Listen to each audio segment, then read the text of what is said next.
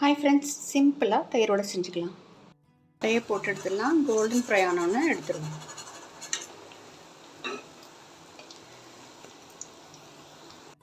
கடையை போட்டு எடுத்துகிட்டு நாம் இதில் ஹாட் வாட்டர் ஒரு 1 கப்பை விட்டுக்கலாம். மில்க் கொஞ்சம் ஆட் பண்ணிக்கலாம்.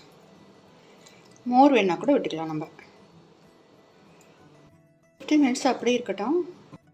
கர்ட் கொஞ்சம் தண்ணி விட்டு அடித்து எடுத்துக்கோங்க. இதில் சால்ட்டு சேர்த்துக்கலாம். வாணலியில் 2 டேபிள் ஸ்பூன் ஆயில் விட்டுட்டு கொஞ்சமாக உளுத்தம்பருப்பு, வரமிளகா, இஞ்சி, பச்சை மிளகா,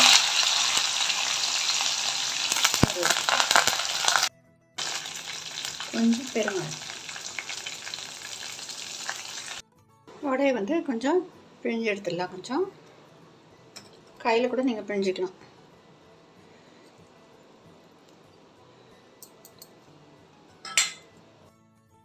இந்த தயிரை இதில் விட்டுடலாம். ஒரு 10 மினிட்ஸ் அப்படியே இருக்கட்டும்.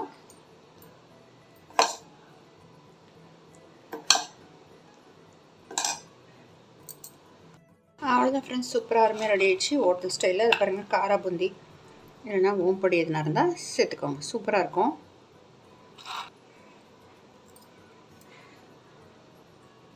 கொத்தமல்லி இருந்தால் சேர்த்துக்கோங்க. சூப்பராக அருமையாக ரெடி ஆகிடுச்சு. வடை நிறைய இருந்தால் அந்த மாதிரி செஞ்சு பாருங்கள். பிடிச்சி லைக் பண்ணுங்கள், சப்ஸ்கிரைப் பண்ணுங்கள் ஃப்ரெண்ட்ஸ். தேங்க்யூ.